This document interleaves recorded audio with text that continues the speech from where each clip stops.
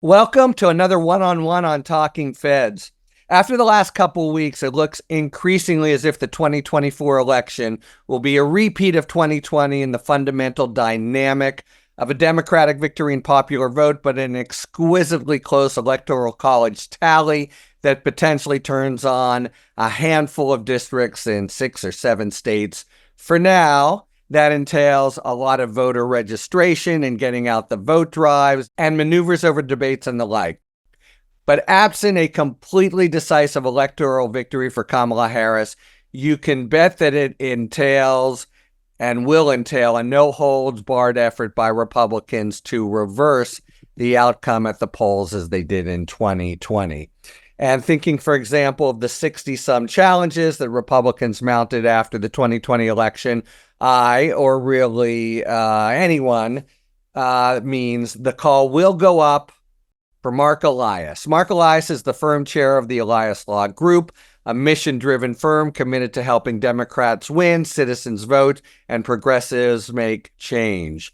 And it really is, I'm not pandering, but just describing when I tell you that almost all the successful Democratic efforts to beat back the Republican assault on the election were the handiwork of Marc.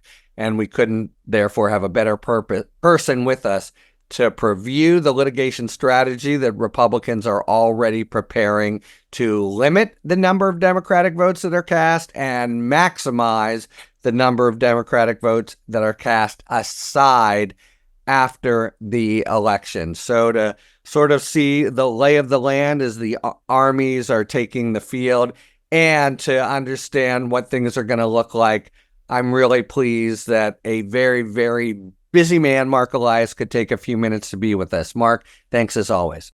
Happy to be here. I want to start panoramically.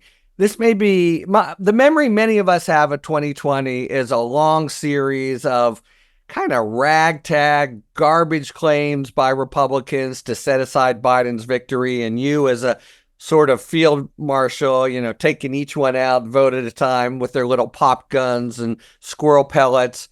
But I've been reading what you and others have been saying, and 2024 is looking very different. A far more organized, resourced, strategic, sophisticated Republican army on the other side, what you've called an election subversion war machine. Is that right? And can you describe what you are preparing for over the next 100 days? Sure. Yeah, I think it's entirely right. So, as you point out, in 2020, what we faced after the election were, sort of 3 realities. The first is that Joe Biden had won a overwhelming electoral college and popular vote victory. It was close, but it wasn't that close because the number of states that he had those victories in made it really impossible for anywhere for Donald Trump to go. The second is that within those states, the margins weren't that close. And then the third is, as you point out, this wasn't the best organized legal effort. Okay, it may have been among the worst organized legal efforts. I mean, if you look at the dream team that they announced at one point, the litigation strike force or whatever they called themselves, it was Rudy Giuliani. Stop right there. Almost whoever else is there, you got a bad team. But go ahead. Yeah, it was Rudy Giuliani. It was Jenna Ellis. Yeah. It was Sidney Powell. Right. Yeah. Those were the lawyers that they hinged everything on. And in the end, it turns out that none of them were very good lawyers and their claims were ridiculous. And then they built on that. And in fact, they've become or are looking at felony convictions as a result of all their conduct. So it was pretty out suspensions, there. Yeah, everything, and right. criminal charges. Okay. Yeah. So that was 2020. And as you say, a lot of what I did was field marshaling, sort of getting the right legal papers filed in the right place to point out that Hugo Chavez was dead, that magical sea creatures were not involved, and Rudy Giuliani was at the Four Seasons Landscaping, not the Four Seasons Hotel. So that was 2020. 2024 is setting up to be quite different. The first thing is that, the Republicans have spent the last 4 years stewing over their losses, but also learning from them. And the quality of the lawyers that they send to court now is much better. And they are involved in a lot of pre-election litigation, an unprecedented amount of litigation aimed at making it harder to vote going into the 2024 election. So we've previewed a little bit. We've gotten to preview a little bit of who their lawyers are, and they have better lawyers. The second is, as you point out, they are better resourced.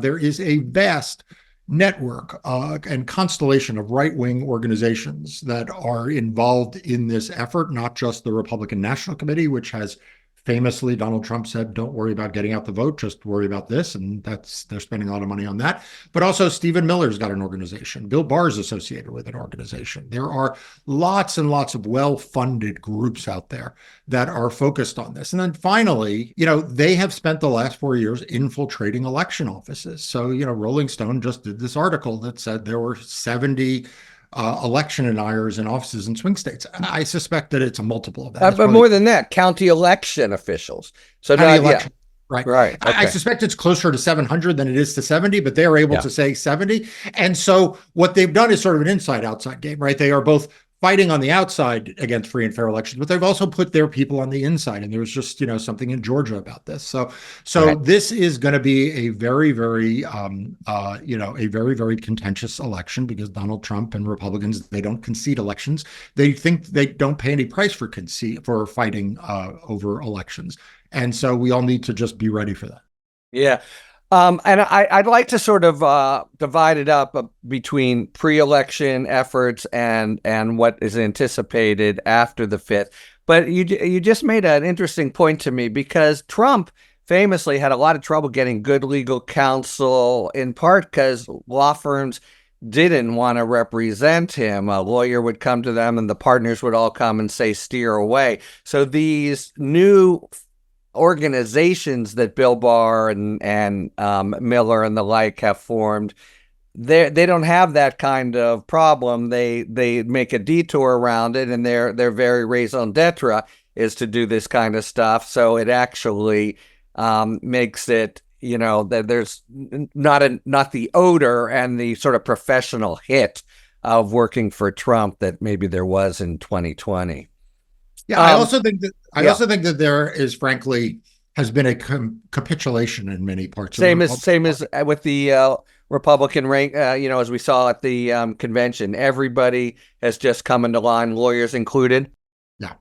Yeah. I think you've seen a capitulation of a lot of the Republican lawyers who, didn't like him in 2016 and 2020. As you say, they kept away. Right now, it is very difficult to be a Republican lawyer and not be pro-Trump because all of your other clients are pro-Trump, right? So if you represent, House Republicans, well, they're all in line with Trump. If you represent Senate Republicans, they're all in line with Trump. If you represent state governors and the like, they're all in line with Trump. So I think that we've actually seen a regression in the Republican bar.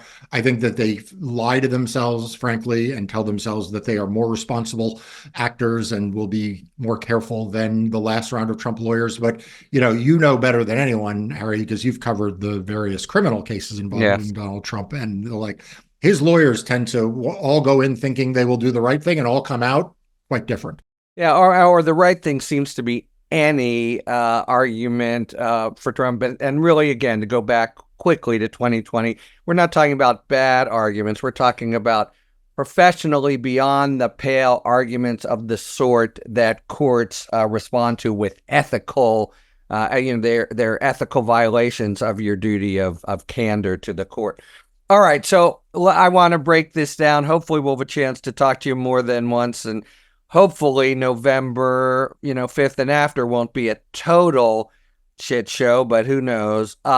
You've written, though, there's a kind of cluster of things that are happening now, including this seeding of election deniers flat out. And I saw a number in my home state of Pennsylvania. But you've spoken about laser-focused efforts to purge voter rolls, at least to prepare voter challenges. I guess that would be after to have hard registration rules. What's going on now? What are the big ticket items to, if they can, winnow down the a actual qualified voters in advance of the election? Yeah, so look, I think one of the most underreported stories, although it's starting now to really catch on more, are these efforts to challenge voters, right? We've talked a lot about the voter suppression effort, which starts sort of at registration and registration challenges and up through the voting process. And then we talk about the post-election process. But what's interesting is that there's a phenomenon that kind of transcends it all, which is an increased use of technology and commitment of resources on the other side to simply try to challenge the eligibility of people to be registered or to vote. And we've seen these mass challenges. And just so the audience understands, these are not, I know my neighbor moved away, right? It's not that. This is, I have a spreadsheet of 25,000 people who I've never met that has been derived off of some right-wing database or handed to me by right-wing actors. And I then submit them to counties seeking to disenfranchise those 25,000 people. And if that sounds crazy, it is, except that is actually a trend that we are seeing increase from state to state. In Georgia, Brad Ratzenberger just set up a website to allow people to submit voter registration deletions. Georgia has been at the forefront of these sort of challenges with hundreds of thousands of them in past elections. But we're seeing them in Nevada, we're seeing them in New York, we're seeing them in Pennsylvania, we're seeing them in Arizona and Texas, and Michigan. So this is going to be one of the big things that I think as we get closer to election day that people really need to pay attention to. And let me follow up on it briefly, because what we've seen in the last, decade is election boards comprising, retirees and the Ruby Freemans and Shea Mosses of the world, totally just deluged by these, teeth-baring mobs, and among other things, both being cowed, but also not having the resources. So, okay, Raffensperger sets this up. A 25,000 voter spreadsheet comes in the door. Now what? How does the local Georgia official adjudicate 25,000 challenges? So this is a really great question and a really important thing for everyone to pay attention to, because the first time we saw mass challenges in Georgia were actually in the runoff elections for Senate in January of 2021, and there were 364,000 Georgians were challenged, which is like an extraordinary number if you think about it as a percentage of the total electorate. And as you might imagine, the counties looked at these spreadsheets and were like, well, what are we supposed to do with these? Right. And so they largely ignored them. I mean, we wound up suing, my law firm and I wound up suing some counties that were going to honor them, and they wound up backing away. And so they were largely ignored. As part of SB 202, the big voter suppression bill that Georgia passed in 2021, they made it harder for counties to ignore these challenges. They actually set up a process that said that counties needed to treat these more seriously and couldn't just dismiss them.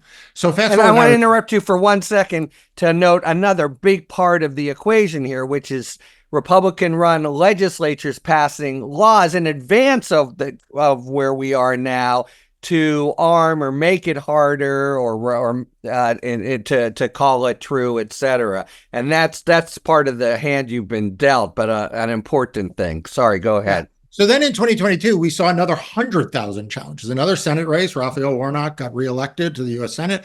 And we saw 100,000 challenges, and the counties were still, obviously trying to figure this out, but they did their best they could under the procedures that the legislature said. But most of the challenges still wound up not being effectuated because they didn't meet the letter of the law. So what happened? Well, earlier this year, the legislature again enacted another strengthening of the provision to make it harder to dismiss these challenges, to make it easier to challenge and harder to dismiss these challenges. So I think, Harry, you're on to something here, which is at some level, the well-meaning election officials are overwhelmed by these things and try to figure out what to do with them because they're just names on a page, sometimes with short descriptions. And the legislature in Georgia is just committed to make it harder to dismiss these challenges. And I wish it weren't the case. The state of Georgia now set up a website, which, they would say is aimed at people deregistering themselves. I don't know. Doesn't make any sense. Or ratting on your neighbor. Okay. So, we haven't solved it, but we've named it. So what else in advance The big focus that's got me pretty scared preparing to talk to you has to do with certification. So as of November 5th, but any other sort of really big ticket item that you anticipate in the next 99 or 98 days before November 5th that's going to be a profuse area of litigation? Yeah, I think the biggest area of litigation, if democracy.gov tracks these cases, so we categorize them in certain Yeah. categories. And the two biggest categories right now are election administration cases, which are largely brought by Republicans or right-leaning organizations. These are trying to disrupt the rules of the game. For example, like the certification, challenges to the certification process or challenges to how elections are administered. And the other big area, which represents most of the largest number of pro-voting cases, are around vote by mail, because, we continue to see ever increasingly creative ways that states and counties go about trying to disenfranchise mail-in voters. This wasn't always the case. Mail-in voting didn't used to have a partisan valence to it, but it now does. And so, my law firm, we just won a big victory in Wisconsin to restore drop boxes, right? Yeah. But that had to go to the Wisconsin Supreme Court to do that. So you're seeing a lot of litigation between now and Election Day will deal with those two topics. How are elections actually administered? And the second is it easier or harder to vote by mail? Got it.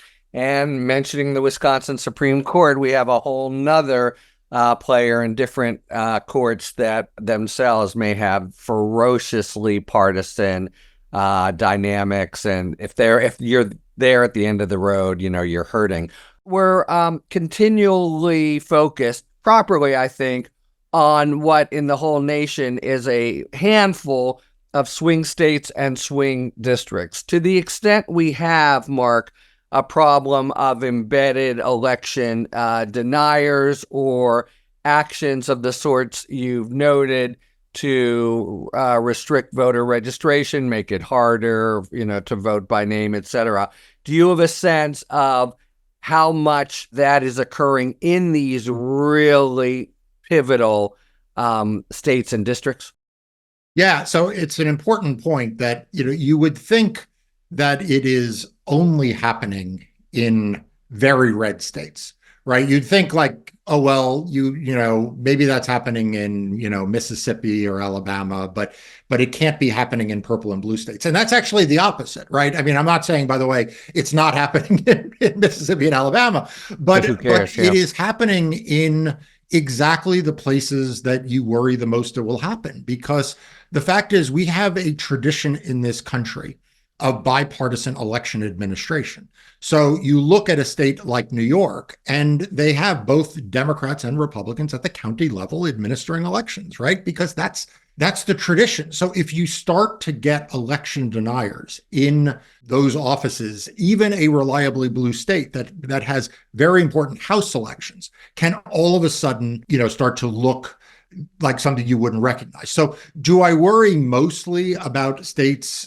where, you have traditional Republican pockets of election denialism like we saw in 2020? Obviously, Arizona comes to mind, Nevada comes to mind, Michigan all had very, very strong election denier movements in the post-election period and have only, and have rallied around that. Wisconsin to some extent as well. I worry about those places, but I also worry, the state of California has been dealing with Shasta County, California, and so it's not in Shasta. Yeah, it's true. They say it here. They do. Yeah. So it's not just, just these swing states, you need to think about what it means in every state to have someone who is refusing to certify elections. Okay, so now a final preview of the big event, should it happen. If Trump were to win, including by a bit, I think it's just a fact. Democrats play fair, and where there are meritorious claims to try, they might. But otherwise they won't. If Harris wins, well, I don't know if there's a margin of victory, because as you started out by saying, 2020 was hardly a squeaker. There may not be a margin of victory that will keep us from having the same kind of no holds barred. And when I say no holds, I mean criminal holds, nothing barred, and a post-election fight. And the thing you've been focused on, as you said, I think we're going to see mass refusals to certify the election. And you've pointed out, a small pocket within a state could hold the entire one hostage. So just talk to us a little about what you anticipate, what you're gearing up for. Are there actual any kind of meritorious claims they could try to make that you'd be worried about? Let's just talk about the certification mess to come if it comes. Sure. So let's talk about what the certification process is, why it exists, and why the Republicans have weaponized it. So, the day after the election, everyone wakes up with a new reality. That new reality may be a new president, it may be a new mayor, maybe a town council, it may be a senator, right? But there's always some new realities. And so in the United States, where we don't really have federally run elections, we have elections run not even by states. They're oftentimes run by counties and municipalities. Yeah. We have this tradition of what I call the pageantry of democracy. And it begins with the bipartisan poll workers calling in their results, sending in their results that night or the next morning. That's what the networks get, or what AP publishes, and the like. And then starting the next morning, you start to have what are called canvasses, which is at the county level, in some places the municipal level, they get together all of the polling place results. They double check all the math, and then they certify the results. And then that certification then goes to the state, and it gets repeated, right? People on a bipartisan level at the state take all of those numbers and certify that results. In the case of a presidential election, that then gets sent to the governor. The governor then certifies it and sends that to the National Archives and to Congress, and it's those pieces of paper that get opened on the floor. Slightly different process for the House and the Senate, but you get the point. The value of that is not in the math, right? I mean, if you think about it, nowadays, it's not like when they are sitting down and adding up all of the polling place results, they really need a pencil and paper and a calculator, right? We have spreadsheets now that actually do the math. It is not like when all the county results go to the state, they need to all sit and check each other's math, right? The math has sort of gotten solved by technology. But we keep this tradition alive because what it does is it is a celebration at every level. It is a celebration at the polling place level between the people who work there, that they did a good job, regardless of the outcome. It is a celebration at the county level, that all of those hardworking election workers, they did a good job, and they are going to send that to the state. The state then can take pride. And you saw this oddly after 2020. All of these Republican states, before they got on the program to say it didn't go well, they all issued congratulations about what a great election they all ran. I mean, it's lovely and it's traditional. And that's right. In addition, they did it right. Yeah, it's really true. And so they did a big job right. Yeah. With each thing, you get a certificate with calligraphy and ribbons, and the certificates get bigger and the ribbons get bolder. And it's just this wonderful thing. Well, what Republicans realized, Donald Trump realized this to some extent in 2020, and they've certainly realized it afterwards, that each one of those steps is a place that can be weaponized, right? You can get the poll worker to not agree. You can get the county official to not agree. You can get the state person not to agree. Ultimately, you can get the Secretary of State or the governor not to agree, or in the Congress not to agree. And that's where you wind up with a violent insurrection, right? When all of those processes failed the Republicans, that's when they said, we're going to prevent this certification in the House through a mob attacking the Capitol. This time they realized if they just put people in these offices and they just say, look, I don't agree. I don't think these numbers are what they are. Then what do you do? Because look, let's take a good state like California. Okay. California, no shocking news, but you're about to have a new U.S. Senator. Adam Schiff is going to win California in a landslide. I don't think I'm going out on a limb. But what does California do if Shasta County says we're not sending our results? Right. Like there's not a provision to say we're going to certify most of the state of California. Right. Yeah. And so That is the threat that I think we face.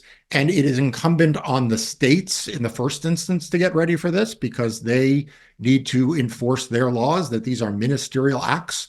These are not discretionary acts. But it is also incumbent on those who care about democracy, the legal profession writ large, the media, lawyers for the various campaigns and organizations, to be ready to deal with this challenge if and when it comes. Oh, and just to put a finer point on it, first, they'll choose people whose one ability is to be completely recalcitrant. So they'll say, no, I'm doing democracy. I'm standing up for democracy, as Trump has actually argued. This is now back in my bailiwick, Mark, but that's what he's sort of saying was happening on the 6th in the wake of this immunity opinion, just checking out, showing concerns about the democratic system with people in Georgia and the like. So they'll say, it'll come down to an individual. And yeah, so there must be state rules for how you roll an individual, but it's so new. And so, who'd have thought you'd have a process where at every turn they can say white is black and black is white, and just, I don't see what's in front of my eyes. It really strikes me as not so easy. And there's always this point, time. So right. If that guy crosses and gets 3, 4, 5 days, am I right that That's until right. then, even though keeping Shasta out of the equation, Schiff has won by a mere 10 million votes, it doesn't matter. We don't have California certified. Right. That's right. And the time works in their favor in two regards. The first is, as you point out, you don't have a certification until that's over. Now, in the case of a Senate or a House race, that's a problem, but the new swearing in doesn't take place till January 2nd. And we've had instances, I represented Al Franken in a long recount that was not resolved until June, and the body can go forward. As you know, for president, there are a bunch of much earlier deadlines that start to trigger much earlier in the process around the Electoral College and the safe harbor. And so their ability to work the clock against that is obviously a greater concern. Well, look, there'll be so much more to talk about, and you'll be a very, very well. Actually, a final question: what have you done to recruit your own army? Do you feel? And there's a lot of moving parts, and we are, of course, don't belong to an organized party. You're Democrats. Do you feel like you've got your troops and resources and everything good to go, or is a big part of your job now scrambling just to field the big enough, good enough team? I think it's both, right? I mean, you never feel like you are completely ready for what's going to come on in any election, no less one in which Donald Trump is on the ballot. But I feel good about how prepared we are as a firm. I feel good about the good work that the Department of Justice has done, the Democratic National Committee, various candidates at the state level.